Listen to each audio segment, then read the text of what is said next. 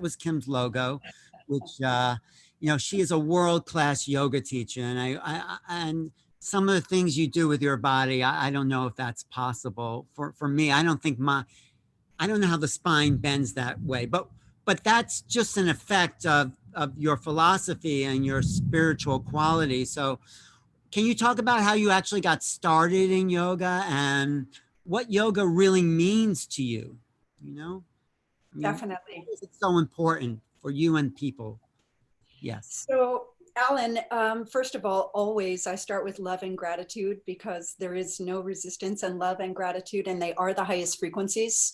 But there's something super specific that I feel really grateful for that I want to express to you specifically and personally. That is that definitely, no question, my path of yoga has led me to the deepest aspect of what I would call the truth of who I am.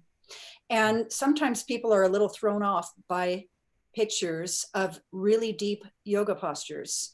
And they literally say, that's not yoga because it's deeper than they can imagine.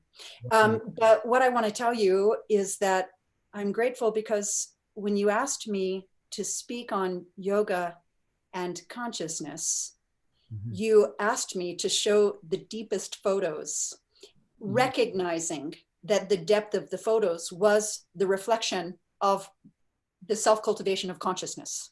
Wait, so let me just digest that. Because you can bend your body into all these amazing positions, which we will see as an aspect of conscious intent within the pose itself, right? Is that what you're saying? Yeah, let me tell you this, that there are any number of possibilities that exist. Sometime, and by the way, remember, we should start with the agreement that yoga is a state of being. Yoga is a consciousness. It's not gymnastics. And sometimes somebody can have a level of practice that is not very deep, but they are doing yoga as a state of being, as a frequency. Sometimes they can have a practice that's not very deep, but they're not really doing yoga in the way of integrating mind, body, breath, concentration, facilitating meditation, and so on. Sometimes someone can have a practice that's very deep and they're not doing yoga because it's treated a little bit more like gymnastics or contortion. And sometimes somebody can have a practice that is very, very deep and they are the embodiment of yoga. So I typically only hear two things offered. Either it's not very deep and it is yoga, or it is too deep and therefore it's no longer yoga. and I simply don't see it that way. So that actually is, again, the thing that I want to thank you for recognizing that this is all about the consciousness. And actually, I do want to, if I could just start there, I want to say that I learned early on, because I used to think that yoga was what I will call spine-centric. And I, through self-cultivation, came to the realization that yoga is what I'm going to call mind-centric. Mind-centric. And therein lies the self-cultivation of consciousness. And so in this way, the body is a learning device for the mind. And the consciousness with which you conduct your practice is the same as the consciousness with which you conduct the life. I just want to absorb some of those concepts. So, because I think it's important, because I never heard yoga explained in those ways. So you're saying yoga is a practice for the mind, right? Is that what you? Definitely. Okay, and yoga is about consciousness more than about bending or twisting or whatever. It's more about the way you do it, not what you're doing. Is that what you're saying? Yeah, but let me also say it in another way. Okay, something that I like to say a lot. Oh, and this is perfect. It's a perfect segue into a photo that we can look at. So let me talk on it first, and then I'll share that photo. Something that I love to say is, I don't even care about these postures. And of course I do. I spent 5,000 hours cultivating these postures. But what I mean is, the body is the learning device for the mind, and it's not about the posture. Let me tell you that there are 5 aspects of the mind that you cultivate on a yoga mat. And they are self-control, determination, patience, faith, and concentration. So now I can tell you, when I say it's not about the posture is merely the tool we use to get there and the indication that we have. Wait, slow down. What the 5 aspects? So you went through them a little fast. What is the first one? Self-control. Self-control, which you need to start to stretch your body. Okay, self-control, I got that. I don't have it, but I Determination. Determination, that's good, because you need determination to kind of move. Yeah. Okay. Patience. Patience, which means don't push yourself if you're not getting into the position you want to get into, right? I mean, because it means it happens over the continuum, little by little by little by little by little. Okay. Self-control. What was the second one? Determination. Determination, patience. Okay. Faith. Faith. Now, where does faith come into yoga? Well, I didn't anticipate saying this, but this is what wants to be said right now. Okay. Faith comes with dismantling of the constructs of ego. A lot of people give up on things immediately, literally first try, I can't do it. And it's really fear and ego speaking, and ego being fear. So a lot of the combination of patience and faith is the knowing that the work works and you trust the process and it can't not come, and it comes millimeter by millimeter by millimeter if only you start where you're at, do what you can, always and only with breath and with form, and you are, you know, abiding by the pillars in your practice of pure time presence, where there is no judgment, attachment, reaction, or resistance. There's just, again, it's just all about the mind with which you practice. Yeah, I still don't think I could ever get into those positions that you get into, but even with a lot of faith, I mean, maybe, I mean, we're all started out with the same basic hardware, right? I mean, we're all born with those same capabilities. It's where do you put your consciousness? So. I'm glad you said that, because let me, first let's do this, but let's go to what you said, because that's important. Wait, the 5th point. The 5th point is? Concentration. That's what I want to talk about. But then... what I just said. Yeah, this is beautiful, because look at, if what we're talking about is consciousness, and we're about to look at all these schmancy photos of all these deep postures. Yeah. And if I tell you that it's not about the posture, the body is the learning device for the mind, what I can tell you now in response to what you just said about consciousness and whether or not you ever could or couldn't get into those positions is this. It has nothing to do with the postures. It has to do with the mind. And by cultivating the consciousness, you can create anything of your choosing. Like, look at the life that you've created and cultivated, the life of being a very successful producer and I'm going to call it a leader and a beacon in the spiritual community and in the spiritual sciences. So you've crafted a consciousness, and this life is what you've created with the consciousness. And so what we're talking about with me now is exactly the same thing. I've crafted a consciousness, and all these photos I'm about to show you are I want to say what I cultivated through my consciousness, but self-cultivation leads to service. And that's important, because I am getting to some photos that I want to talk about, but I also want to tell you that when I first started this practice, I was really, frankly, kind of doing it for myself. I was nourished by it. I was fueled and fed by it, and I couldn't not. I was in a perpetual state of inspiration. But what was it in the practice that was nourishing you? The intensity, which is my nature. It's my essence. I had the ability to be completely silent and connect to something very, very powerful inside me. So can I? Yeah. That story, and we already have like 3 different stories going on. So let's take this really slow. We're going to weave them all together, so it's fine. So exactly. So remember that in my consciousness, these these postures are what I chose to create. And I created those for myself. But after a while, I recognized how selfless it was in the creation. I was self-empowering to be able to serve others. And so in this way, the self-cultivation leads to service. So now that fifth aspect of mind, that is concentration. And I tell you, for example, that it's not about the posture. The posture is the tool you use to get there and the indication that you have. And so now let's take this posture. And this posture is called standing head to knee. It's a standing, balancing, forward compression posture. And it requires extraordinary concentration. And that, as a matter of fact, I'd say all standing balancing postures in an asana practice teach us how to concentrate.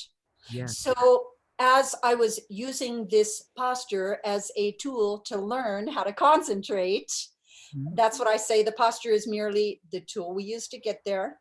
And then being able to hit it and hold it in stillness against gravity is the indication that I had learned how to concentrate. How can you hold that posture for? That's incredible.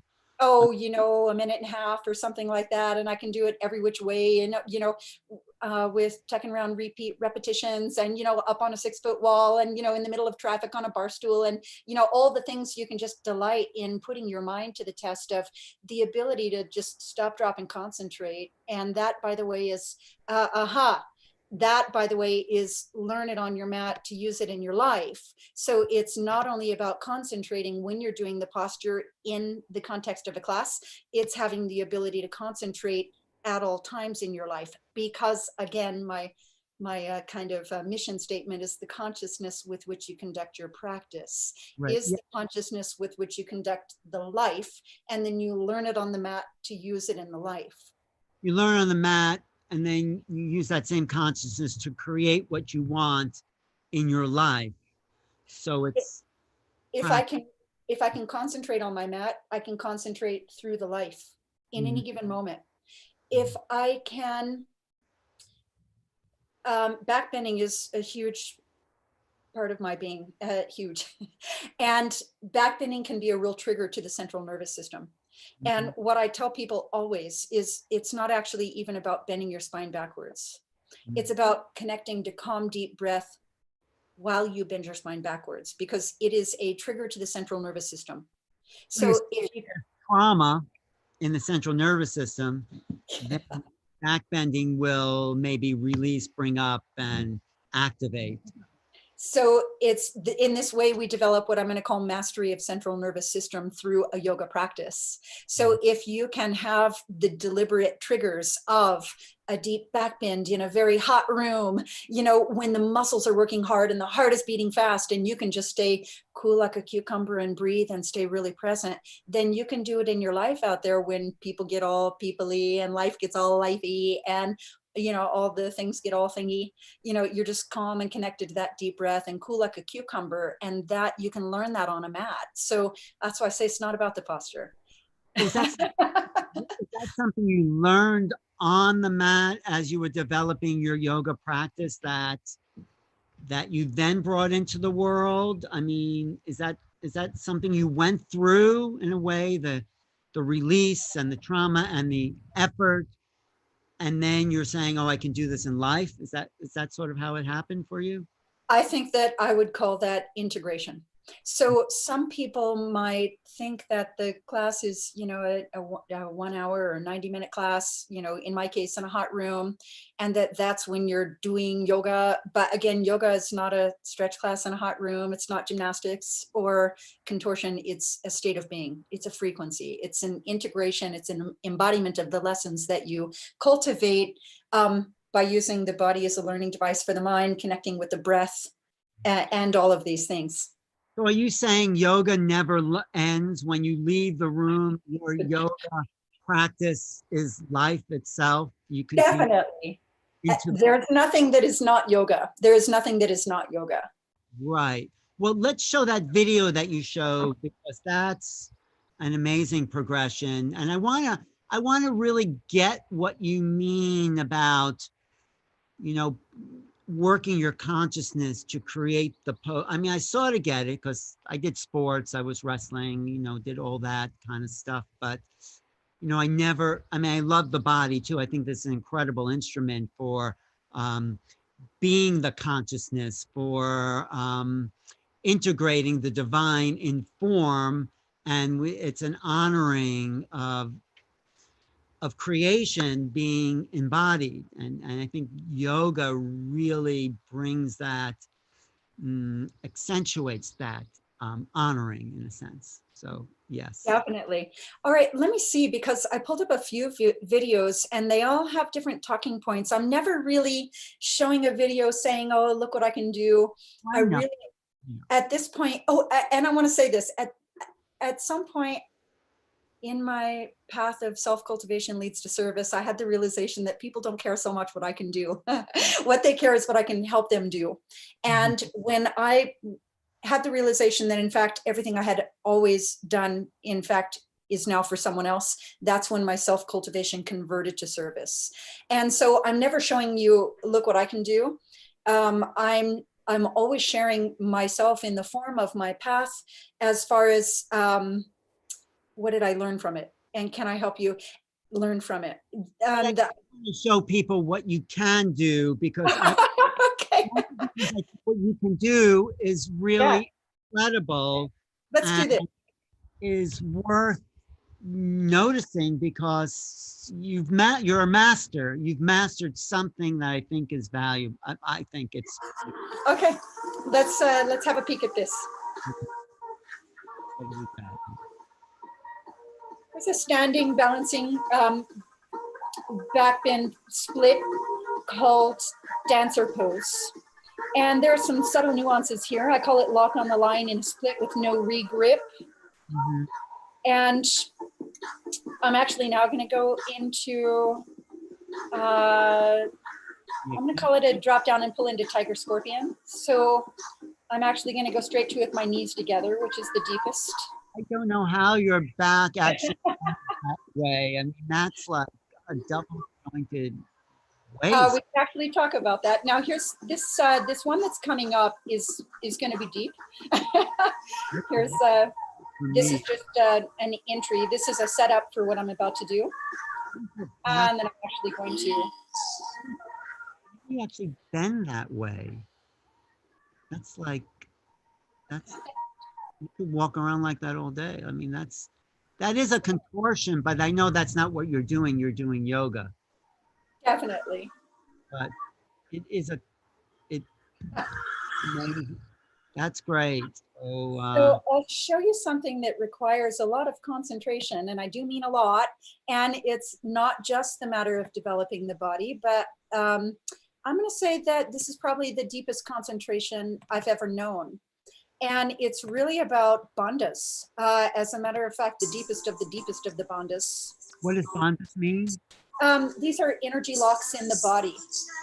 And so what I'll tell you is that this, this posture is called bow-legged mountain. Okay. And this is not what you would call just a knee balance by any stretch of the imagination. This is the core of your being, not just what you see in the mirror, but what you don't see in the mirror, closest to the spine, all that musculature, every single thing in and up. It's a deep, deep traction of the spine. Okay, let's see. And let's see, while we're on videos, I'll just show you one more that I've pulled up. Here's the one that I showed you before we started. Yeah. And this is a little sequence that I'm kind of known for. I see a whole lot of people inspired by this sequence. And takes a lot of. You created the sequence. Is that what you're saying? Well, I'm not going to say that I created it. I am going to say that I mean, I'm not trying to claim ownership of anything, but this is something that I was inspired to do in a certain order, in a certain way, that has led the way for many people to try the same things in the same order or some version of.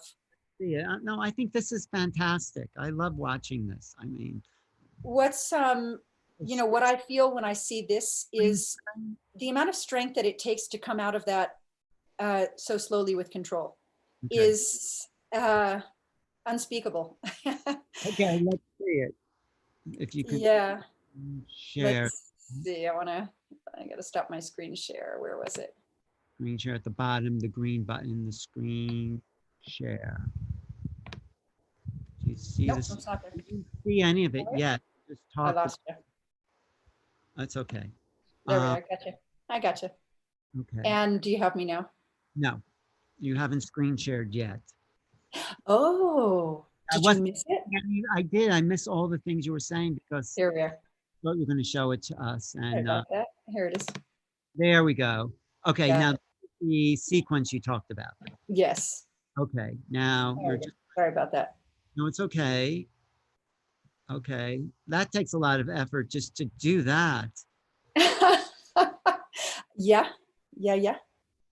So you're in incredible shape. I mean, I think it all. Well, I would tell you, I was inspired by participating in some, I'm going to call them yoga asana championships, demonstrations on stage of all the possibilities that exist with the combination of being strength and grace and flexibility and pure time present moment consciousness. It kept me in really a perpetual state of inspiration.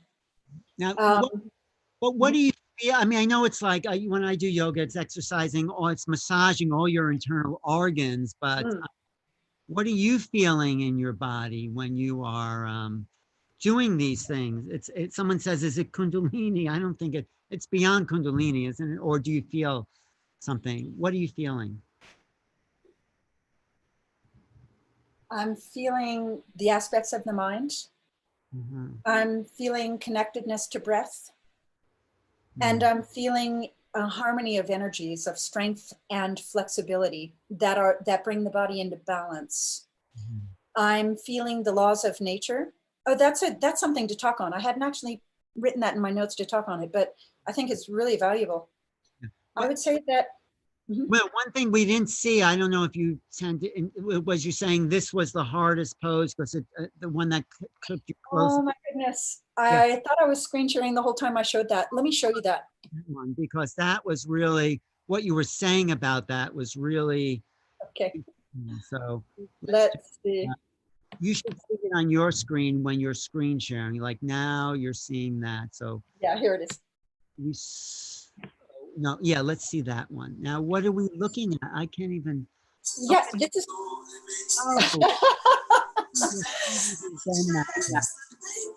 Well, this is the one that I was referring to. I said, this is not actually just a knee balance. This is the bandhas. This is the energy locks in the body. Everything in and up with extreme concentration.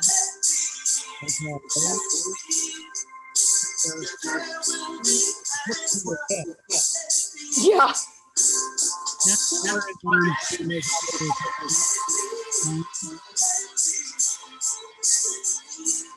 don't know. I don't think I could get my knees. I can't even picture how you actually get that started. But. I mean, I'll tell you a tidbit about that type of posture. I'm kind of like oh gosh, I have too much flooding in at once. People look at that and they think that hurts the knees, but that is not a knee posture. The knee happens to be the hinge joint, but that's way more about the hips than it is about the knees. And the stretch begins all the way from T12, L1, 2, 3, 4, 5, through, so the psoas, through the hip flexors, through the quads, through the knees, through the shins, through the ankles and the feet, and the stretch is distributed across the entire lower aspect of the body. And if done properly, see, I'm in a really privileged position of being able to say it's actually no big deal. It's only a big deal until it's not, it's only hard until it's not.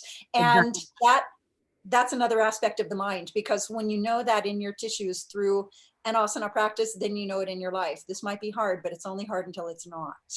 Right. And that's a good thing to remember, like you're saying, in your life, it's only hard until it's not hard, but still it takes hours and hours of practice and concentration. But okay, you can do that, but what for? Not to, belittle it, but it's like the story of Buddha and one of his disciples who said, I want to levitate across the river, and he spends 20 years doing that and finally can do it. And Buddha says, well, you spent all that time, but you could have paid the ferryman 5 cents to get across the river or something like that.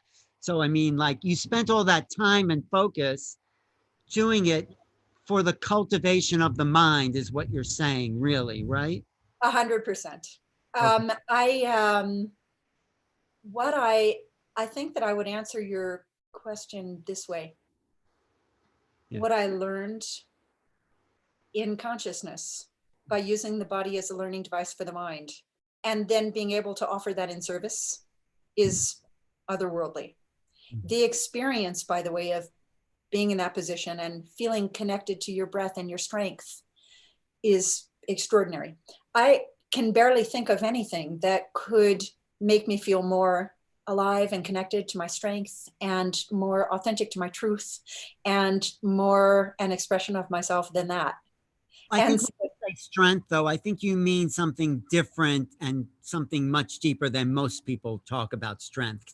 Describe what you mean about the core strength. I love what you said, but the answer is all the levels. The Mhm. strength of the body, because look at, you can have strength without rigidity, and you can have flexibility without instability if you use your strength to create space in the body and then express range of motion into the space you've created. So I do believe that the body that is in balance, that is really strong and healthy, is as strong as it is flexible and as flexible as it is strong. And they both increase together. But yes, it's a full-on third chakra situation Is where it you're connected to your, strength, the third chakra? You're feeling the strength in the third chakra, as you're saying? definitely. Solar plexus chakra is all about connectedness to your strength, to your power, and the ability to manifest. Um, I'm going to call it your eternal. Your muscle, like most people feel their strength like in their lifting ability. That's not what you're talking about, right? I am talking about that and more. Yeah, Okay. I'm talking about the core of your being. The I'm core. talking about your connection to your eternal life force before this life and after. It is no joke. No, I get that, and that's why I wanted to talk to you because I think that's Yeah. really important. That understanding your connection to your eternal life force. That's that's like the key of what you've learned through all those hours of practicing yoga. And does Yeah. that eternal life force go beyond the body? Because you're feeling it in the body, but where does it extend beyond the body? Of course. I want to say that a minute ago when you asked me, like, how does it nourish you? I think that this was a better answer. Okay. The answers are kind of snowballing. No, And um, tell me what you just said, because I already, I said you feel it in your body as oh, strength. yeah. Beyond the body, how do you feel that strength? Is it possible to feel it beyond the body? I think the progression for me is something like this. And I'll, let me just think it out loud and Mhm. then, explain it if it wants to be explained. Mhm. From going from being nobody to somebody to nobody to everybody. Right. And by the way, not just everybody, but all things, all life, like tethered between the core and the cosmos, connected to the planet and all living beings that inhabit the space with you, and also open to receiving from the collective and in service to all is, I mean, I've gotten all of that from a yoga No, practice. but is that because you are so embodied? You're so in touch with every little aspect that you need to be in touch with in order to move and breathe and focus. Is like when you get in touch with the very core of your cells and bones and muscles, you become everything. Is that what you're saying? Yeah, yoga means yoking and union, right? And Mhm. I see myself in everybody. And I hope that everybody sees an aspect of themselves in me. I tell a lot of stories in my events so that no matter who they are, they know that I am them. And I will tell you that sometimes people look at all these postures and they think that, I'm always happy and this is very easy and life is always perfect. And in fact, I share a lot of my struggles with a lot of honesty and vulnerability so that people go, oh, You don't have to share them, but like what struggles would you share if you want to share them? I also want to say before you say that, it's someone in the chat says it's rare to see anyone so grounded. So that's what. But do you want, like, when you say you share your struggles, you don't have to share them if you don't want. I'm curious, like, why and and the story of yoga in those struggles. Can you share some? Well, definitely. And if you want the story and if we have time for it, I will share it. And Yeah. if you don't want the time, I'll just reference it. No, we have time. We have as much Okay, time good. as we want. Okay, good. This is all of my stories are true. Really, really true. I wasn't going to doubt that. If you're telling me the story, I believe And you're making it up. Yeah. I also want to tell you that the stories that I tell about me are never about me. The stories that I tell about me are for the benefit of all. Okay, good. And the first story that I start with is a simple story that I call the story of forgiveness. And the subject of the object, subject or object of the forgiveness was my mother. So I grew up with a lot, I tend to go lot of adversity. And I had, as a child in the midst of a lot of adversity, I grew into a young woman that had a lot of anger at my mother, for sure. I felt like she made choices that not only were not in my best interest, but they were to my detriment, for sure. And she ended up actually being kind of struggling with alcohol and the downward spiral, just as low can be. And then she ended up passing away. And I was left feeling angry about it. And I was at this time in my life where my friend had told me that I should take up a practice of yoga. And these two energies in me were converging just in the right synchronicity. You mean the anger and the yoga practice, they were The converted. anger, and actually, maybe there's something I should insert, and I'm gonna just give a shout out to Oprah Winfrey. I love her. I think she's amazing. Yes. Well, when you talk to her, you tell her that I tell this story in my seminars all the time. I want you on her show. So, okay. That is a yes right there. So listen, hearing the right words in the right moment. So I was at this place where I was really angry at my mother, and I turn on the Oprah Winfrey show, and Oprah Winfrey literally says, and I like to embellish the story, and I go, she says, Kim, forgiveness is a gift you give yourself, and not because the person necessarily deserves the forgiveness, but because you deserve the relief from the burden that you carry. Well, actually, a video of where Oprah, like, talking about how angry she was at her mother. I think we're all angry at her mother. Actually, I have. It might or might not be fair to say that that my daughter might get mad at me every now and then. But here's the thing. I was at this time in my life where I was angry at my mother. And Oprah Winfrey said the right words in the right moment. Forgiveness is a gift you give yourself, not because they deserve it, but because you deserve to be liberated. And I went, oh my God. Yes, that's why I need to forgive. But now listen, this is important. This starts to get very important. I know why I should forgive, but I don't know how. And then I stepped into a yoga room. And I was just as a side note, I was a marathon runner at that time.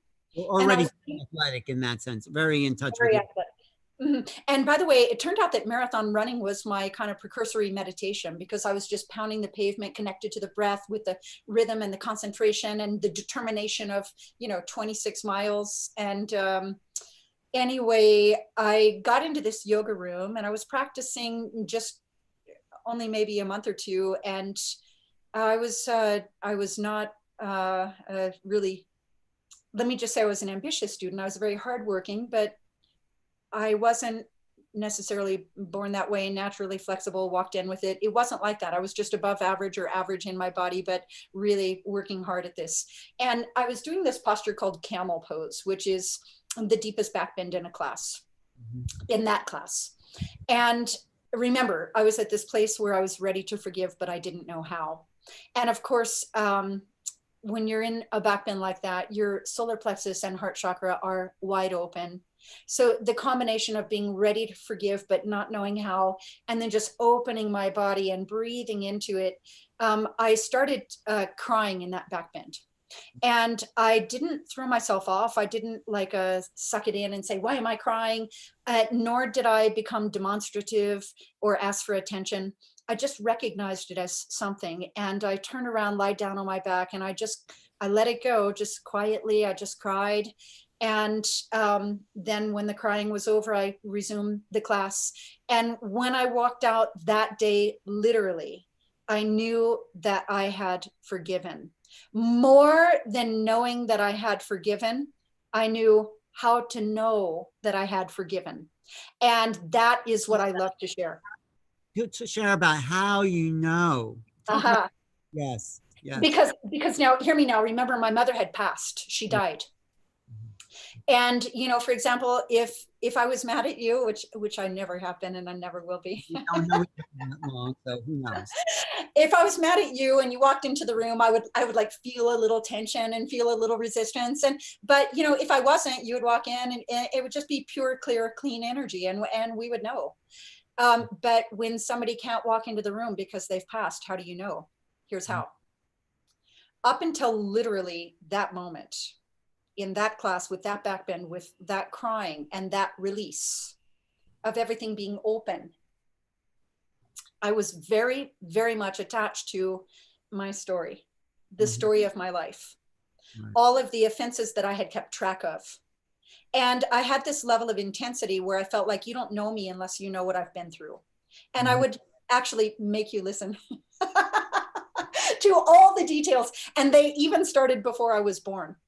I'm sure what a victim consciousness has. Yeah. Yeah. And this part is really important. The realization that I had in that moment is that all those stories I used to tell weren't even about me. Oh, really? Who were they about? They were her stories. Your mother's stories. Children are developmentally narcissistic by nature, and they think that everything that happens around them happens to them. And my first realization is that the stories that I was telling were not really even my own to tell. And then came the immaculate realization, oh my God, she struggled, she suffered horrifically. And my natural response then was compassion. And that was when you know you have forgiveness, when you have compassion for well, so far we have two parts. One is I'm no longer attached to the story that I used to tell of all of the hurts, all of the offenses I had kept track of, but also then the compassion for her. And then the realization that I am empowered to write my own story, and that I don't choose to write hers any longer. As a matter of fact, that's her story, not mine. And if you knew me, that is not what I would want you to think of me anyway, right? To know about me, that's not about me. You wouldn't want us to think that of you because you've worked through that level of consciousness where you were suffering, because you were suffering. So you wanted everyone to know how much you suffered, and that's why people commiserate. Yeah. I think but the yoga, you're saying, freed you because it was also talk about those somatic imprinting in the body of trauma and memory. Yeah. Yeah, so there are so many talking points from here. I mean, the real question is which direction to go in. Now, in that moment, I knew with all certainty that I was onto something with this yoga stuff. You know, I went in there thinking it was, you know, yes, it's a stretch class in a hot room, and I'm a marathon runner, and supple muscles are far less prone to injury, and so it would be good for me, but I got to get my cardio, you know. But when I had that realization, a fire was lit within me, and I started reading everything I could get my hands on, and not just within my lineage, but within all lineages, and not just within asana, but all 8 limbs of yoga. And I met myself, and I knew it when I knew it. Well, when did you meet yourself? What was the moment of meeting yourself? Is that a moment? The moment was, I would say, that's, remember again, when you asked me what was it that nourished me, I found a combination of things. I found freedom. And you know what I found freedom to do? To express my depth. Can I talk about another story that I learned in yoga? As long as you don't identify with it. No, I'm kidding. It's a joke. Okay. Okay. Here's what something else that I learned in that moment, in that space of that time, is that so as a child and growing up, and probably even to this minute,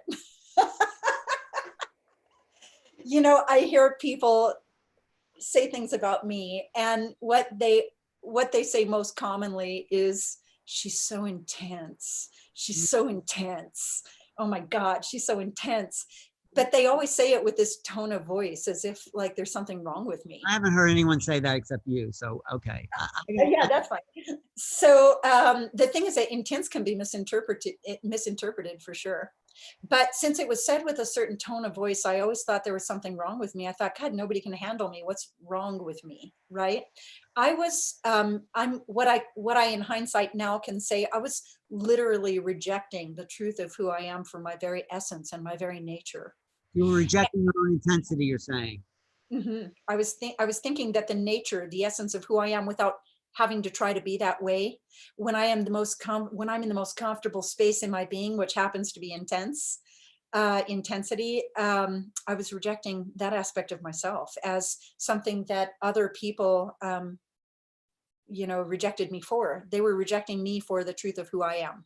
I'm not sure what you mean by intense. I mean, I think you're present. I think you're enthusiastic. I think you're passionate. Uh, what do you mean by intense, or what do you think people mean? Well, I'll show you while we talk on the subject. I would say that, let me find there is one specifically that I'm looking for, and I thought that I had a video of Your it. stuff is intense. That's what I would say. How about, see, I wanted to do like a bow-legged full cobra or Yeah. something like that. This is intense. Yeah, this is intense. See, I was pounding the pavement running these marathons because they allowed me to tap into my intensity, and they allowed me to tap into my determination. They allowed me to tap into aspects of myself that make me feel expressed and alive. And what I'll tell you is that running didn't even begin to tap into, to allow me to access the type of intensity that I was allowed to tap into. Oh, let me screen share again. Yoga gave you a lot more depth of intensity. Is that what you're saying? Depth. Yes. As Yeah. deep will take you. Someone asked, how old were you when you walked into that yoga class? 36. You were 36 when you started? That's yes. amazing. Yeah. Hey, I told you now. Now look at, and that, maybe I should speak on that for a second. Something that I will say is maybe a little, oh, by the way, that picture right there, that's intense. It's definitely intense. I don't know how to do that, but I mean, how do you actually even turn your legs and body in those positions? I mean, okay. Now listen, I have too much coming in at once, so let me try to get some of this out. I want to tell you that I was able to go so much deeper in yoga than I was able to go in running marathons per se, because I was going inside to the depths of my being, which is where my intensity lies. And it makes me feel alive, and it makes me feel fully expressed, and it makes me feel energized. So what I'm guided by here is that as being nourishment. And before we, I'm so sorry, Alan, 1 second, before we leave that talking point, because I want to really complete that train of thought, is that what I learned through the yoga practice about what I called my essence. Because remember, I said that people would always say she's so intense, and I rejected myself for that because I thought that I was being rejected for it. And what I learned by looking in the mirror in my own eyes in the form of concentration and depth and intensity is that for all of us, remember, my stories aren't about me, this is for all of us. My nature, which happens to be depth and intensity, is my strength. It's why I've been able to do what I've done. By the way, taking my very first yoga class at the age of 36, by the way, when I wasn't born naturally flexible, didn't walk in with it, wasn't a prima ballerina. I already had 3 children, and I was only an average student with a big life, a big responsibilities. I had all the excuses to be able to do everything that I've done. And I chose not to use those excuses. Why?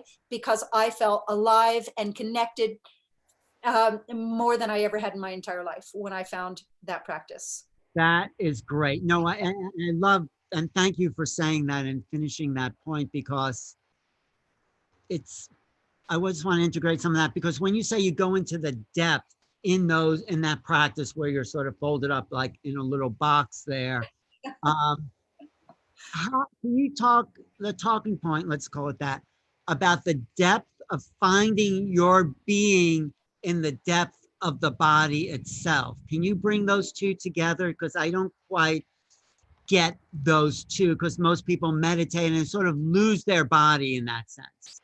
But you're finding yourself in the depth of the body and the depth of being in body. So yeah, make that connection for me if you can. I think I want to answer this way. Yeah. And it seems like a roundabout way, but it's what I want to say about it. I teach according to what I call the laws of nature, and I've learned to listen to gravity as my best teacher. And I teach that way. And of course, for every single action, there's an equal and opposite reaction. And so there's this quote that I always talk about in my teaching, and then I apply it every chance I can. In opposing forces, there is tension. And in equal and opposite tension, there's balance. In balance, there is stillness. In stillness, there is silence. And in silence, there is space. Space is the goal. Space between thoughts, space in your bone joints, space in your life for expansion and flow. And that is a direct correlation, most certainly, with breath as well.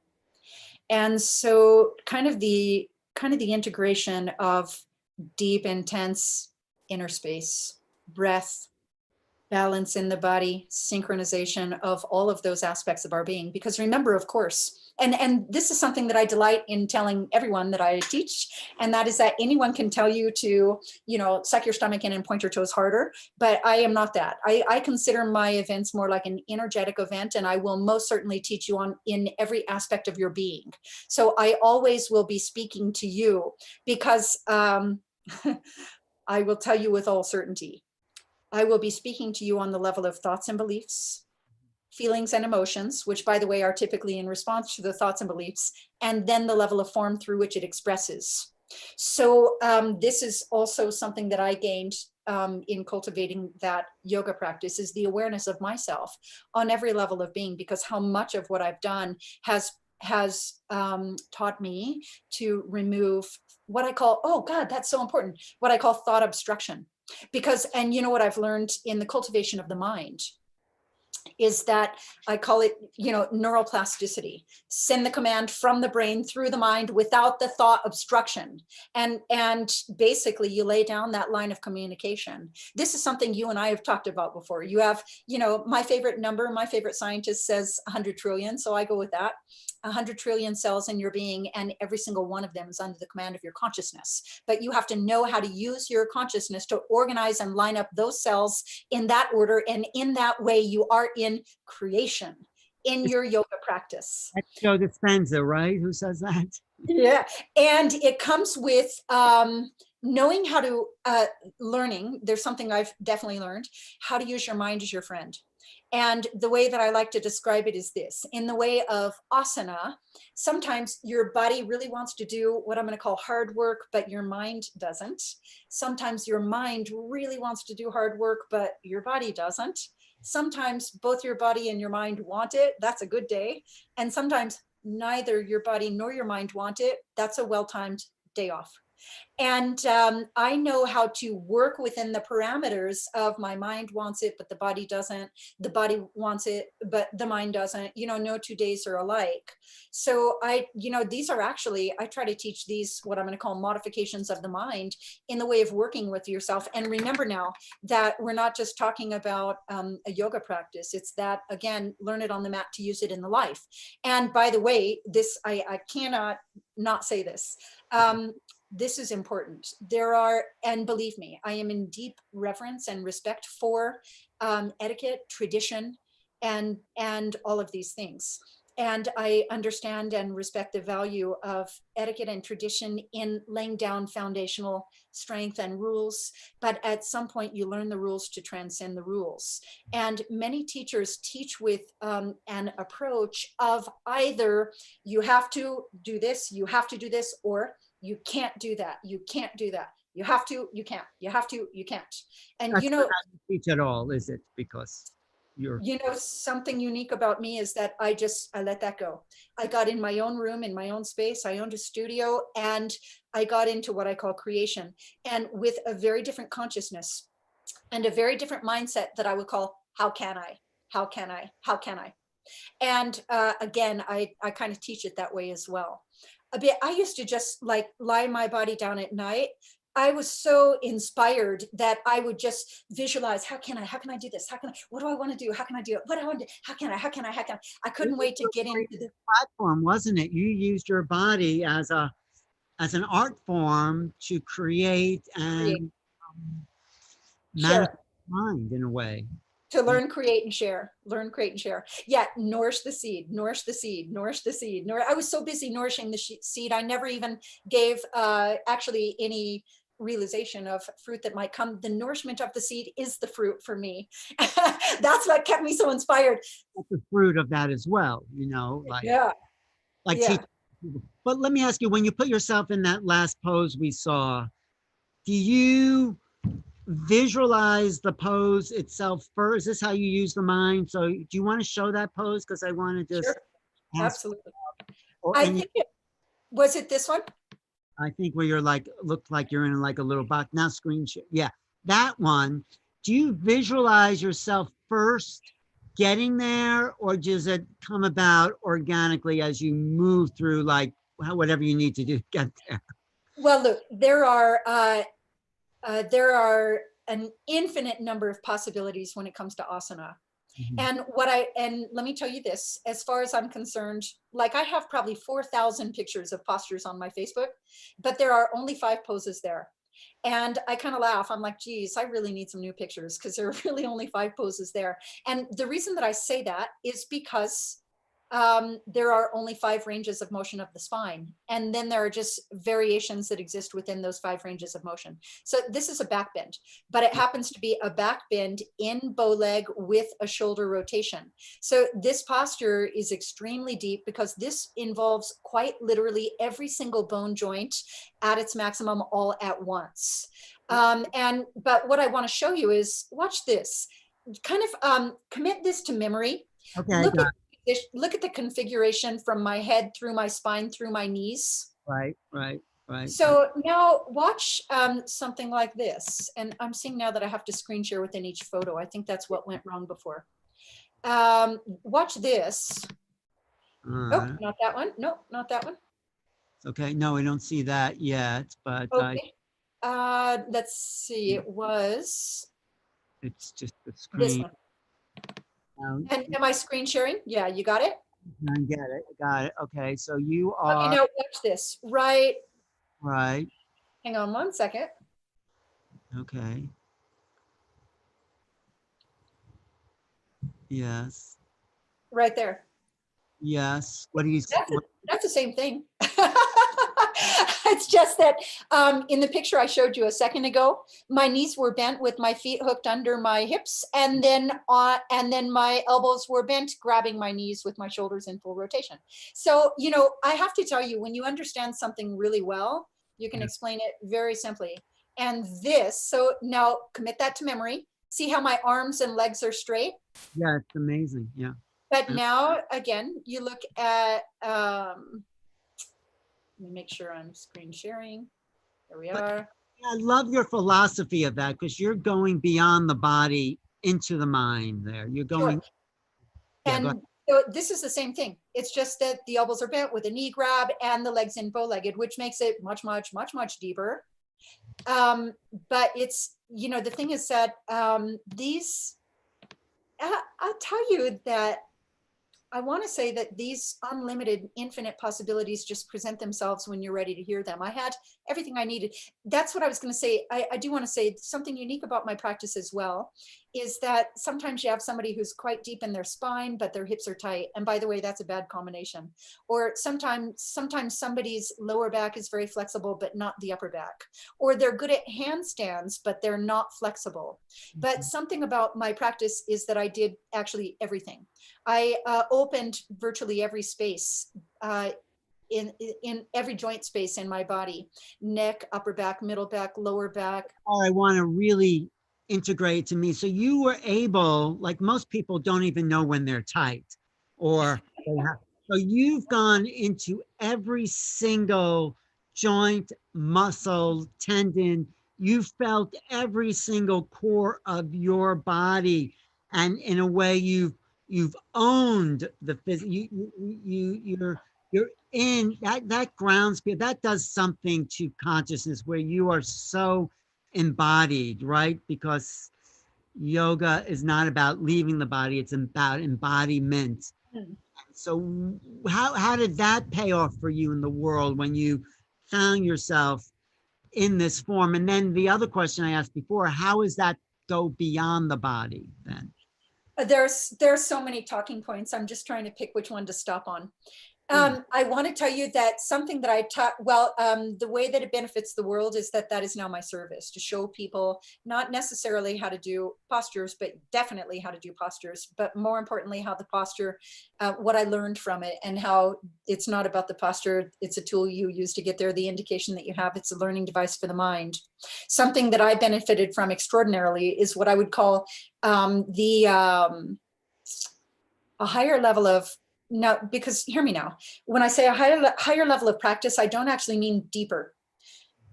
Here's what I mean: more inner awareness, more knowing in your tissues. Doing is knowing, the rest is just information. So in a high level of practice, you will have the ability to quite literally, I'm going to call it, single out the pieces and command them independently.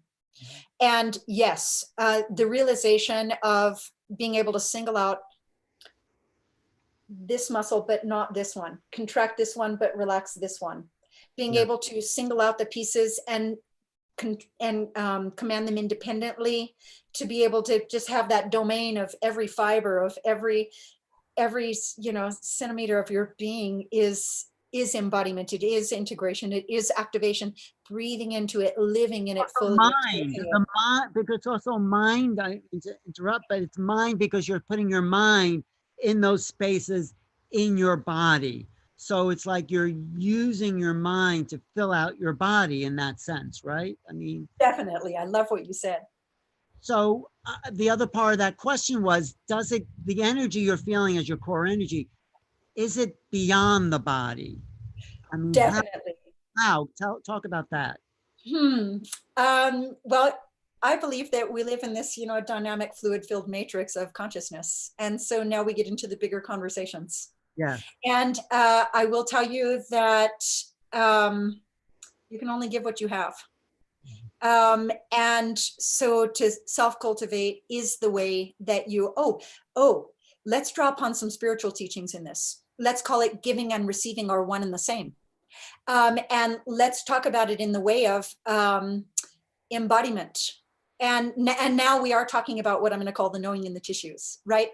The knowing that I have in my tissues is embodiment. And the more that I give from the knowing in my tissues, the more I am the embodiment of what I'm giving. And the more embodied I am, the more I can give. The more embodied I am, the more I can give. Knowing in the tissues, can you describe what you actually mean by that? What I mean by that is literally muscle tissues. As a matter of fact, not limited to muscle, tendon tissues, ligament tissues, joint tissues, bone tissues, organ tissues, gland tissues, lung tissues, breath tissues, chakra tissues, all the tissues on all the levels. If I know myself there, then I can support you in knowing yourself there. If we were talking about something as simple as a posture, I would tell you this: if I was limiting the conversation to just the physical dimension of being, I would say that the way that I teach, there's a lot here, is to tell you exactly what position to be in according to the laws of equilibrium, exactly what to contract, exactly what to relax, exactly how to breathe, exactly what goes wrong, how to either prevent it or correct it. And I try to help you find a feeling. Because listen, when it comes to teaching, I can appeal to your intellect and you can go, oh, I get it, but you don't get it until you feel it. And when you feel it, then you know it. And that's when I know I've taught you. So I'm always going for trying to teach you a feeling, trying to help you find a feeling, because if you can find it and feel it, then you can reproduce it. And that is when I've transferred knowing in my tissues to knowing in your tissues. And now it's yours, right? Right. No, that's what a great teacher does. You're transferring the feeling. Like someone told me, you can't teach someone to ride a bicycle unless you've ridden a bicycle yourself. And there it is again. Doing is knowing, the rest is just information. And when you know it as a state of being, not just a concept or philosophy, you know it, you feel it, you can express it, impart it, and all the things. And so, yeah, So have definitely. you unified mind and body in a sense, because when you put your mind to a muscle or a joint, you actually are that and you have control over that in a sense, right? So you're sort of one with the life force in the body and the mind that's with the body. That's yoga, right? That's the true definition in a sense, right? Is that what you're saying? Definitely. Okay. What you speak on makes me want to draw in neuroplasticity. I want Yeah. to tell you that, let me show you some bow-legged postures and let me talk about neuroplasticity. Yeah. So yeah, thank you. Let me see here. You've already seen some of them. Mhm. So I'll just go through a few. But those really Um, nice photos you have too, those. Oh yeah. Are you actually, that's probably the most impressive thing I see during the whole interview. How is that even possible? I mean, yeah, that, well, see, this is why I call it creation. Oops, when you begin something, and I want to tell you something else that's a little unique about me is that I am my own teacher. You know who taught me to do that? Um, Gravity. And I used to think I was channeling a guru. And then I realized it was just a formula of tuning in. It was deep attunement. mm, What I want to tell you is that when I started doing this, and by the way, I commonly get a question, why are you wearing a wristband? yeah. And the wrist is a small bone joint, and in this case, load bearing. And I was quite literally on that particular day doing 10 sets of 30-second holds. So that is still like a statue for 30 seconds at a time, doing 10 sets of that. And when I first started that, believe you me, it seemed like a foreign language. It seemed like there was no way, no how this would ever happen. I couldn't get the bow-legged hook. I couldn't get the one arm balance. But what I did is, again, what I talk about and teach is just send the command from the brain through the spine without the thought obstruction, and know that you're doing what you need to do to get to where you need to be, and you're gathering information and you're assimilating and processing the information in the form of, okay, am I in the right position? And am I open where I need to be? And am I contracted in opposing forces where I need to be? Am I breathing? Am I concentrating? And now finally, what is the order of commands that needs to transpire in order for this to come together? Yeah. Because if I either am missing some commands in my mind, or I'm including extraneous information that I don't need, or I have those commands in the wrong order, then things are going to be a little off. And when you don't yet have mastery of a posture, I feel that it's because you still have some questions about it. So it's really a journey to discover what questions do I still have that are unanswered. Well, do And sometimes the answer comes, or sometimes the question disappeared, and then you have the posture. you do that with both hands, or is one hand stronger than the other? Oh, yes. Yes, both hands. Yeah, You both do hands. both hands, but not Yeah. at the same. No. Well, yes, certainly you can do them at the same time. Oops, didn't mean to go to the same posture. Hang on one second. So did you did create that posture? Did you see that anywhere? You just, No, it is a posture that already exists, but to my knowledge, there were only maybe 2 or 3 people in America that could do it. Let's see. Here we it's are. actually beautiful as well as just impossible. Yeah. Now let me show you. Can I just flip through just some fun things? Please, because I think people do, no, can you make that bigger? Yeah. I think it's So great, because it's like you're creating with the body in a way I've never seen anyone do before. So yeah, I have a unique language, and part of my practice and teaching and knowing is that what matters is not just getting in the position, but what the work that you do once you're in that position, that's where the magic happens. what do you And mean so what you do in that position? Like, I call it the leverages. And so in this picture, what you would be able to see energetically if I said it out loud is that I'm actually pulling up on my ankles to pull down with my head, basically. So I'm pulling up to pull down. There's some opposing forces there. up on your ankles and you're pushing your head down. Yeah, there's like a, see if you can kind of get the feeling of like this. I don't think I can even touch my ankles. But yeah. It's something like that. So I really teach with some magic of understanding what I call the leverages. Let me see if I can. While you're in position, you're actually still working the position. Is that what you're saying? It's not static. I'm going to say on the one hand, yes. And on the other hand here, there's no work going on here. That's for sure. That's a meditation right there. I want to take a little screenshot of that. Is that peaceful as it looks? Because it Definitely. is Yeah. a beautiful, transcendent posture there. Thank Yeah. you. Yeah, that's a great picture too. Thank you. Yeah. So I gave myself a lot of permissions in my practice. I started talking to you about the consciousness of just how can I? And this one just delights me. Yeah, Just pure hanging out kind of fun, but in that deep, intense, essence of my being. how you watch television or look at the computer. No. Yeah, sure. Let's see.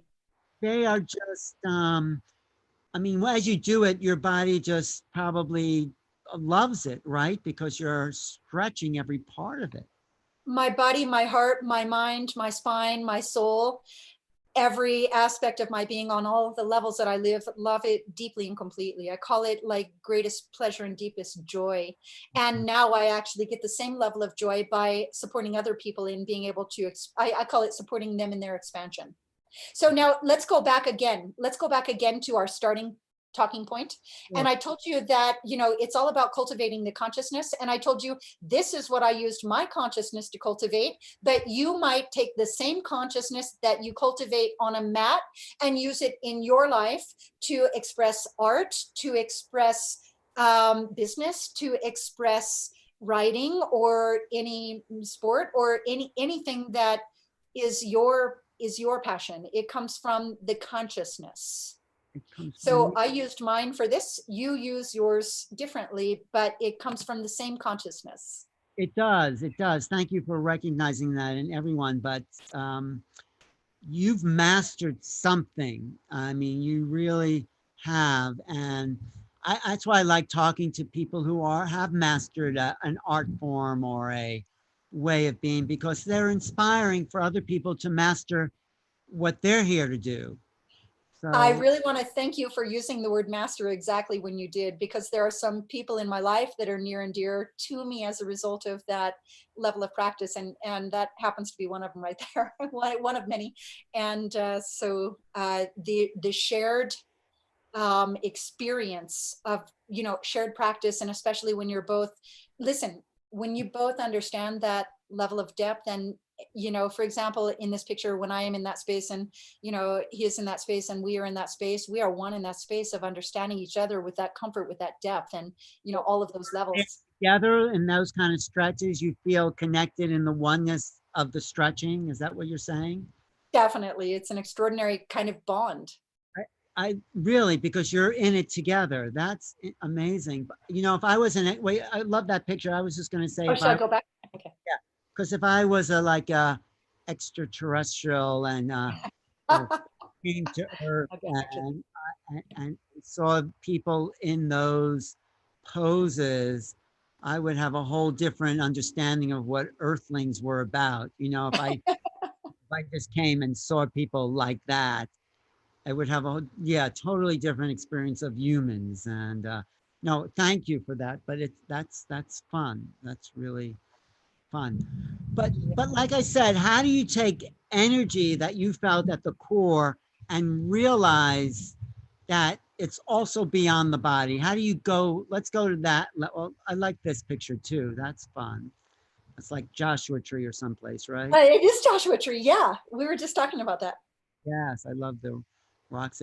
Yeah, they're all amazing. I mean, that's just like you relaxing, hanging out, and but no, how do you take it beyond the? How do you know that you're the energy beyond the body? Is what I'm asking. Let's go back to the talking points and we'll scoop them back up and push them into this moment.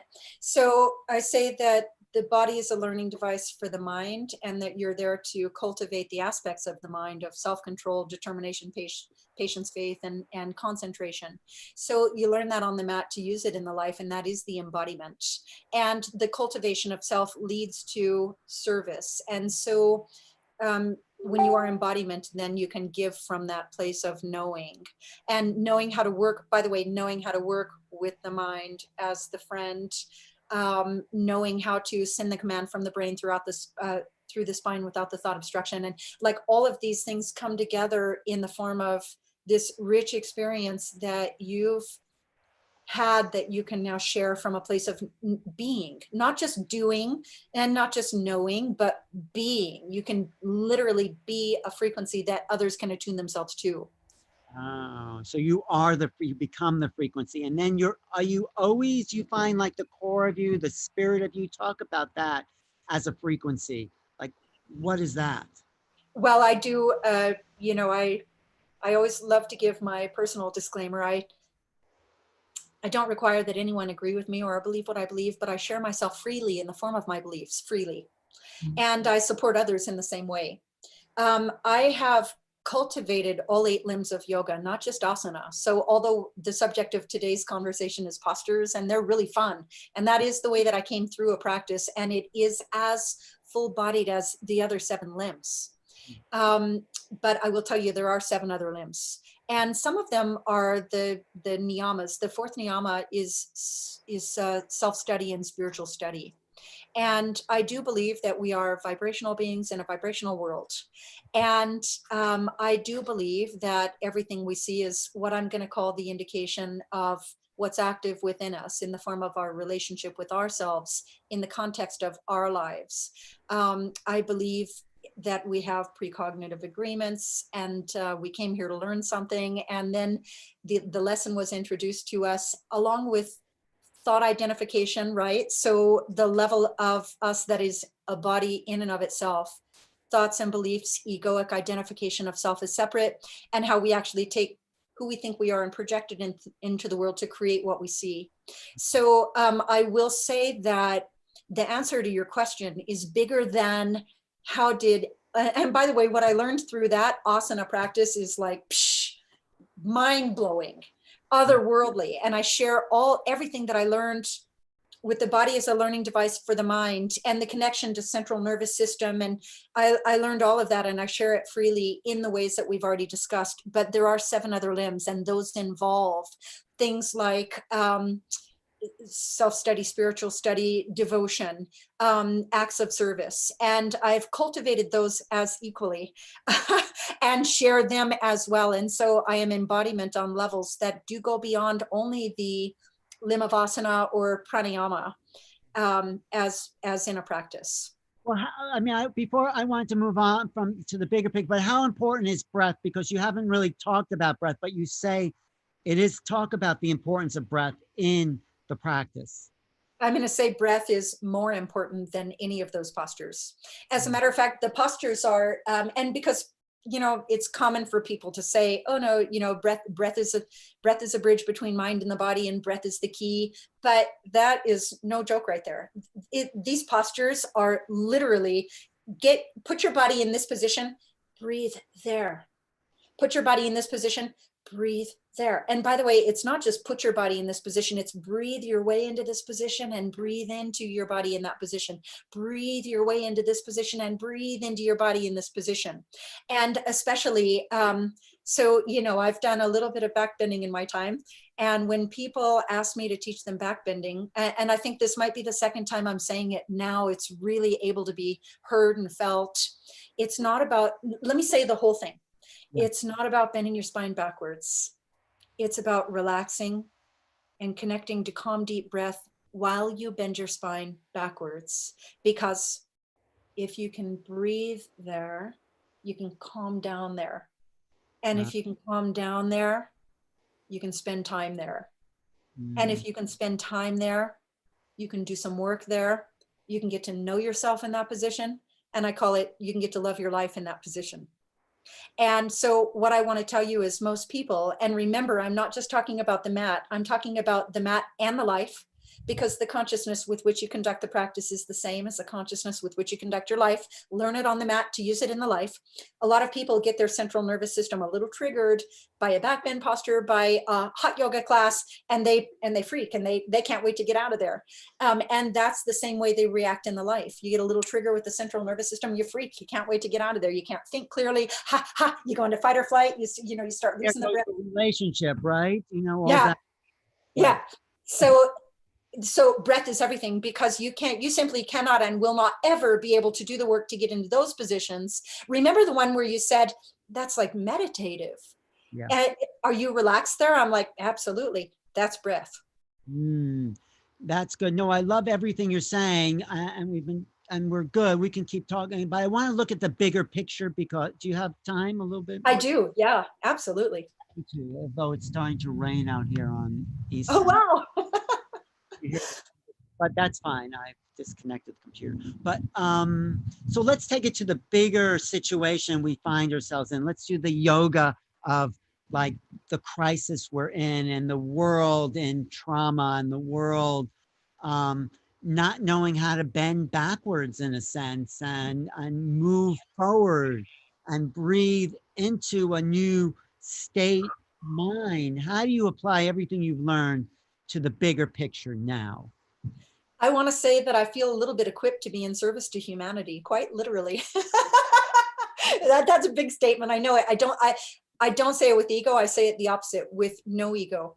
I love it that you can own that part, because you are equipped. You've done a lot of time to get to the position you're in, and that's something to be honored. It's not ego to say, look what you've accomplished. I think that's a great thing. So you can. I mean, if I could maybe try to summarize it in some one-liners of how I could make a straight shot from a practice to service to humanity, and especially right now when things are a little funky out there, right? It's that I've learned to, when I'm triggered, to stay connected to calm, deep breath, and to stay deeply rooted and grounded. I would call that contracted. So the ability to contract what you need to stay grounded and connected and relax everything else, to, you know, the pillars of non-judgment. Oh, it's everything. Non-reaction, non-attachment, non-resistance. That's everything right there. I learned that on a mat. I use that in my spiritual counsel. The realization that we don't see things as they are, we see things as we are, to be able to just dismantle the constructs made in fear and realize that most of it is projection, and most of it is fear-based, and to actually be a frequency of calm, connected, love, you know, groundedness, and all of these things for others, to attune themselves to, and so that, and in a way to give them permission to be the same. Like, it is the embodiment, it is the integration, it is to be the change you wish to see in the world, without a doubt. It's great. No, I get all that. That's great. So, and because you're so sensitive to energy, because you feel everything, I'm assuming that that's happening in your body, because you've attuned your mind to every little part of your body. Are you feeling something now happening energetically on the earth that is coming through your body? Talk about that. Yes. I definitely am. And we all see it. And I again, I'm always, always looking for union and sameness. And what I will tell you is that I see that right now we as a planet, not just a nation, are in the midst of a shift that we are ready for. We are ready to dismantle constructs made in fear. And so it's up to each of us to be the embodiment of the change that we wish to bring forth into what we could call a new world, to stop expecting it to be what it was and to create what it will be. That's actually something that I live by, is what matters is not what happens, but how you respond to what happens, and it will be what you make it, and you do get to choose. And so it's your responsibility to be accountable for your creations right now, right now, right now, right now, and right now. And so to have that level of connectedness with exactly where you're at in pure time, which by the way is learned in postures, is one way for sure. So what do you sense? So you're saying that we can relax into this movement that's happening now. And, but what do you think is coming? What's your intuition? I think what's coming is the dismantling of constructs made in fear. I think that there has been an equation that was the Maya, the illusion of the relationship between time, which is a man-made construct, and money, which is a man-made construct, and the value of a human with respect to time and money. And all of these constructs are being dismantled. And so I am accountable to creating the emergence of the value of all human beings as being love, as being perfect by virtue of their divine birthright. They always have been, are now, always will be. And to help people come into that collective consciousness, to be more accountable for our collective agreements, and to let go of the agreements made in fear, and the things of that nature. No, I think it's great because it seems like your yoga practice is about love. It's about loving the embodiment. It's about loving. I mean, this is what I'm learning from what you're saying. Every step of the way, every step of the practice is putting your love into that, right? It's like, that's what it seems like. You're loving yourself to go further or do what you want to do. That's what I'm getting. Is that true? There's this other part I want to say, and I feel like we mentioned it in the form of contracting what you need to contract and relaxing everything else. We mentioned it in the form of connecting to your strength and connecting to your power in the form of a third chakra. I think right now a bunch of different conversations are converging. Listen, a lot of people are really afraid of, in this case, I'm going to call it those postures. Like literally, sometimes someone gets into a back bend and they just freak and they panic and they're afraid. And frequently they're afraid because they don't know what to contract and what to relax. And knowing what to contract connects you to that core of your being where you're connected to your power and connected to your strength. And these are the ways that an asana and pranayama practice, self-cultivation, leads to being able to let go of fear. Like I'm going to go ahead and say that I have, these days now, I have very little fear, like very little fear. You're on mute. I want to hear what you're saying. I said, that's great. You should, I was just getting rid of the lawnmower behind me. But yeah, no, it's great to say, you don't live in fear. That's a great statement that everyone should put forth and say, and that would change the world. Now let's bring that into compassion, because there are a lot of people that do live in fear, and you could even most certainly say rightfully so, right? And so therein lies, yeah, it's important. It's important for us to be sensitive to all beings with all experiences, and therein lies our responsibility to be the way shower through fear and through pain and into a new way of being, not back to an old way, into a new way. Right. And that comes from, again, like, you know, the knowing in the tissues, from the embodiment, the integration, because remember, we are a frequency of energies that we emit. And so to have that knowing is to emit that knowing that others can attune themselves to and follow suit. Yeah, learn it on the mat and use it in your life. No, I love everything you're saying. Is there anything else you want to add about the laws of nature, or, but also want you to tell people about your practice and maybe a center retreat place, all that that's happening for you. So, but any words you want to like leave people with to think about and just you Yeah, I think I've left a lot of words there for people to think about. yeah I'll tell you what I'm doing and how you can find me. It's super easy. Kim Tang Yoga is my Facebook, is my Instagram, is my YouTube channel, which I haven't quite beefed up yet, but I'm about to load hundreds of hours of content. It's my .com. It's my everything. So Kim Tang Yoga, I'm super easy to find. What I do right now is finally, and thank you in a way, COVID, for creating the space for me to create, because this creation was not because of COVID. It's that I had 10 months of international travel booked, and then because of COVID, it all evaporated. And so now I'm at home with the ability to create. And what I've created is something that I call worldwide sessions. And now I've been able to make my teaching very, very available, very, very affordable around the globe. So my worldwide sessions are geared toward both Europe and Asia and North America, Canada, America, Mexico timelines. I do live online sessions. The recorded videos are available for purchase after the fact. I do private sessions. I do a lot of different things. I facilitate breath work. I give spiritual counsel.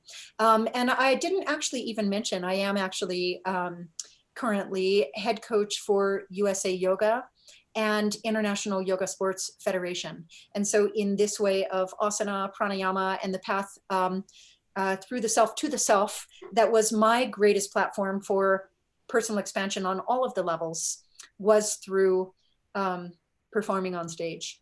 So I'm available on all the levels, and my mission statement in life is to be as generous and available as possible. And so, well you are very generous because you've done your own inner work, and so after we do that, well, there's nothing else except to give back, because we're all an extension of each other, and we're stretching to meet each other. But you know, you look so happy and content, and I don't care how intense you are. No, it's hard. Well, I think you need that intensity to really go for what you want and have the passion to communicate what you've learned, the essence, the core of you. And it's something which is so great about you, that you've taught yourself, that you've learned through your own inner work, really inner, physically inner work. So thank you for sharing. And you know, you're also on the lecture circuit. You're also will be at events. Someone actually wrote you were teaching at their yoga center last year. Someone in the chat said that. And so you'll be traveling around and teaching once we get out of this. But I do think there's something you can say that maybe you haven't said yet about the greater wisdom of incarnational being that you somehow you're aware of. Is there anything that comes to you? definitely. So I can try to make that a one-liner, and Oh, or we just do this again sometime and only talk about all the spiritual matters. okay. Well, tell me then, whatever you want to share. Yeah. There's a way that I navigate the life with all certainty. And I think that it has to do with what I will call precognitive agreements, which means that my soul is on a journey. And in this incarnation, it's here to learn something specific. And since I've accepted this, I've really done a lot of what I call the work, spiritual work. I've actually crafted spiritual assignments that are exactly like if I was coaching you for asana. I can tell you exactly how to get to your inner world and get in there and unravel the tangles of what you've. Give me a spiritual assignment. Do you mind?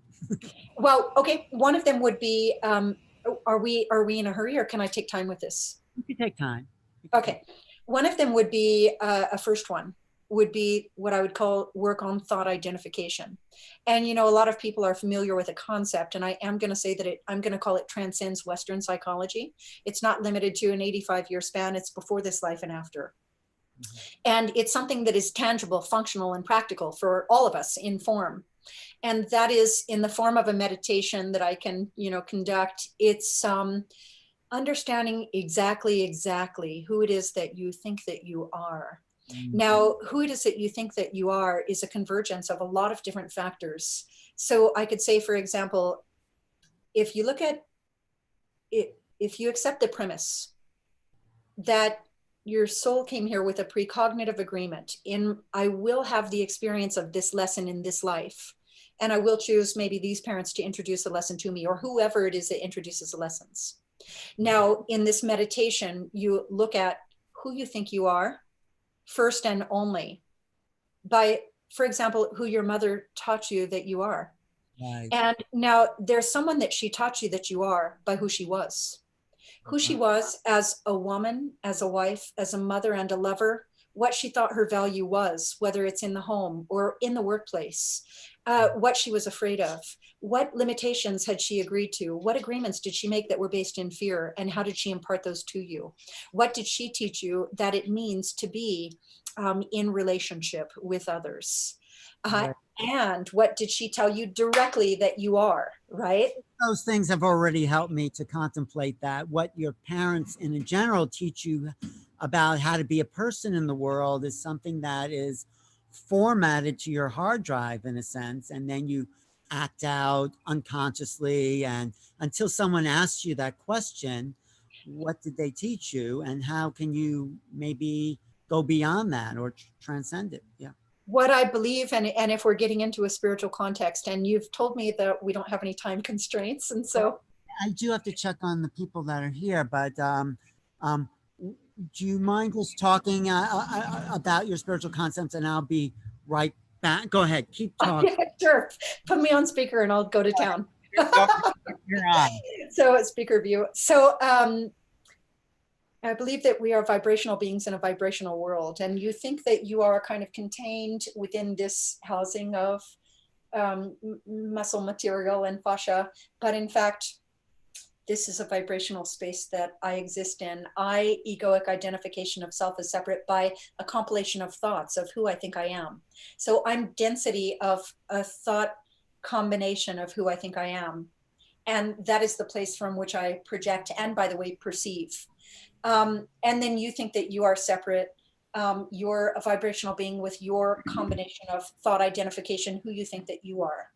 But in fact, I am vibration with density of thought identification and some energies of masculine and feminine. And then you are density of vibration of thought identification with some energies of masculine and feminine. And then I'm playing out my relationship with myself in the context of my life, as are you. And so that is a big talking point for a lot of healing. And a lot of I think that ultimately the lessons are introduced to us by our parents. And there are aspects of ourself that are kind of shattered, like if you shatter glass and it spreads into shards. And then our job is to kind of regather the shards of ourselves that we've rejected in the form of, I told you that I had this essence of intensity that I myself was rejecting. And I came to accept myself. Oh my goodness. And now we have a really big, important and valuable conversation, by the way, of the chakras, which are the energies that dwell within the body, which is your answer about how did Asana teach me all that? So, because remember, the path of spirit is through the spine, and the chakras and the energy centers reside in the spine. So now we get into what I'm going to call like qualities of being, and not just human being, because being before this life and after.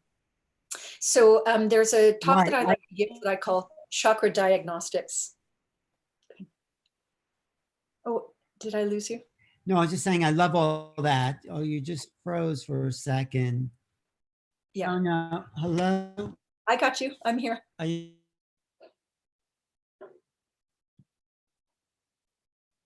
Yeah, I'm still here. Yeah, I'm with you. Yeah, I'm still here. Okay, good. No, I love that. I think we should do a whole separate program just about your spiritual teachings, though. Let's do it. I loved everything you were saying, because we've seen the groundingness of that. But what you were going to finish a thought there? Sorry, what were you going to say? I think that if I were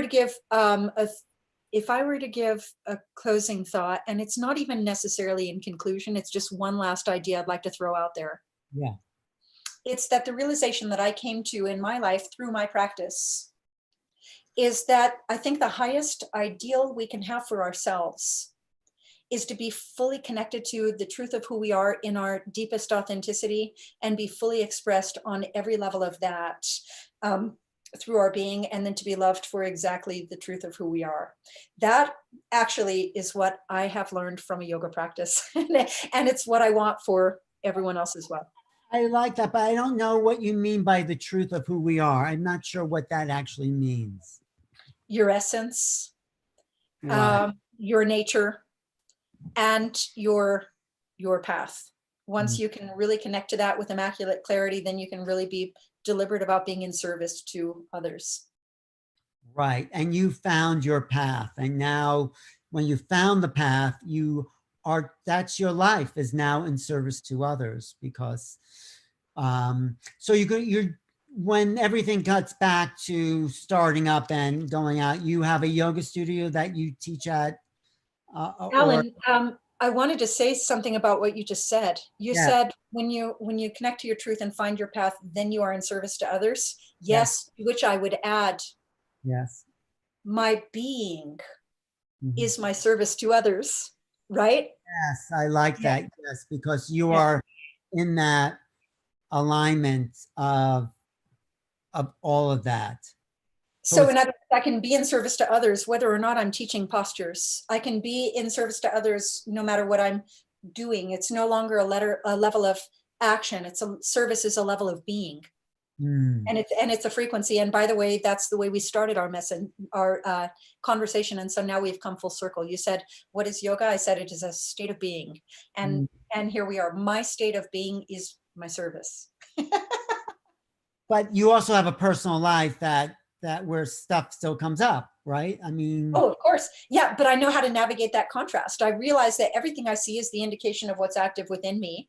And so then I can be more deliberate about what is my lesson. Um, how will I perceive myself in this context, and what will my contribution be? I can be deliberate about my contribution because I know too much not to. I know too much about energy to not be responsible for my contribution. And so that's another way that we're in service, right?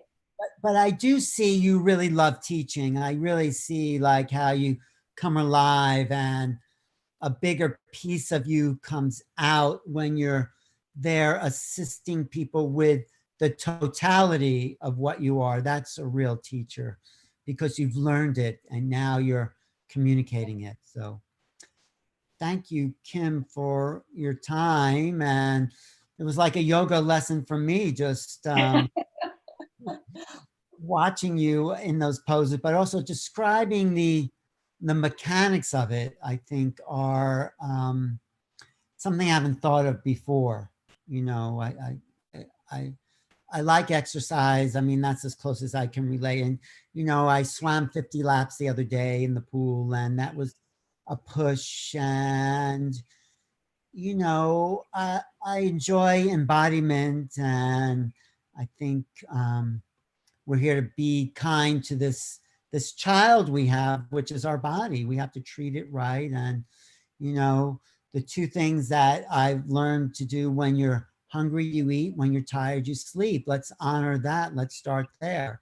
That's yoga for me. You know? It's a And treatment. Perfect. yes, yes. But no, you are you've really taken the whole thing to another level. And let's maybe we'll do a panel discussion with other people coming from mastery and other aspects and just see how in a way it's all the same, you know? Extraordinary. Yeah, I would Right. love that. Thank you. Yeah, and I'm also interested in the energies, the higher kundalini energies, or whatever you want to call those spiritual energies, and what you're channeling through you as well. Yeah. So Kim Tang Yoga. That's all you need to know. Kimtang Yoga, Yoga. And then people find you and they will, you do a private Zoom session with someone? Are you I doing do that? it all the time. Yeah, I do it all the time. Great. For really advanced yogis and Wait a minute. For yeah. anyone and everyone, you do not have to be advanced at all. Yeah, a good teacher can take you from broken, scared, stiff, calcified, pain, fear, start you exactly where you're at. Just because of Yeah, that's a misconception right there. Just because I have a deep practice doesn't mean my teaching is only suitable for deep practitioners. It's for anyone and everyone. You're not bored teaching a beginner? Is My it the, goodness, no. is it What the an opportunity. Did you ever hear that story? I know. we have time? Tell me. So there's a student that goes to a guru in India, and he says to the guru, "I'm very advanced. Please, will you take me?" And the guru says, "Yes, but it'll be $10,000. And he says, "What? $10,000? I'm so advanced." He says, "Yes, there's much unlearning to be done." Oh, yeah. So it's actually so much better to start from the scratch. Yeah, I don't mean so much better. I just mean what a rare opportunity to be able to start from the scratch at the beginning, because it all begins at the beginning, even and especially for, advanced practitioners. No, So, I know. I was in India. I was studying with a student. Oh, no, Desikacharya. Is he the one who sure. brought? And his son was, what was his son? Anyway, his son had I know. some students and they were teaching yoga. And they said, really, just raise your arm like this. This is all you're going to do for your yoga session. I forgot what they were in. They were outside of Chennai, I think, somewhere down there. Two very famous yoga teachers and from that whole lineage. And it was so simple practice. And yes, I just learned it. I mean, I didn't get very far, but that's all I started, was such a simple practice. And I guess everything is yoga, just like a baby looking at its hand or learning to go to the bathroom. It's yoga in a way. Any mindful act, right? Mindful movement with breath. Everything is a meditation. Everything in life is your meditation. Anything done mindfully is, yeah. Right. No, I'm really happy to talk to you because I can see it consumes every moment for you. Definitely. Because you've had to have spent a lot of time in the practice to get to where you've gotten to, and you learn things about yourself. Maybe some you don't like to look at and some you do, and then you clear it. So that's what happens on the mat, is what really goes on, right? That's what you're Loving saying. yourself, even though I feel this way, even though I feel this way, even though I feel this way. Right. Thank you, Kim, for spending time here and being a part of New Realities, because I got some great comments here of how, you've really opened people up to a whole other way of understanding yoga. So be in touch. I will. Yeah. Use this. You can feel free to use this interview any way you want. And Thank you. thanks. This is Alan Steinfeld for New Realities with my friend Kim Tang and Kim Tang Yoga. And yeah, maybe I'll take a class with you sometime. Oh, incredible. Yeah. You and I will do Well, yin. We'll do yin, yeah, which is a yeah. whole nother conversation. Yeah. Next time. Next time. I hope there are many more. What is the yin? We'll save it for Talk next time. about- Okay, we'll do it. Okay, next time. Thanks. See you later. This is Alan Steinfeld for New Realities. Subscribe to this YouTube channel and thank you for watching. Bye. Thanks. Oh, and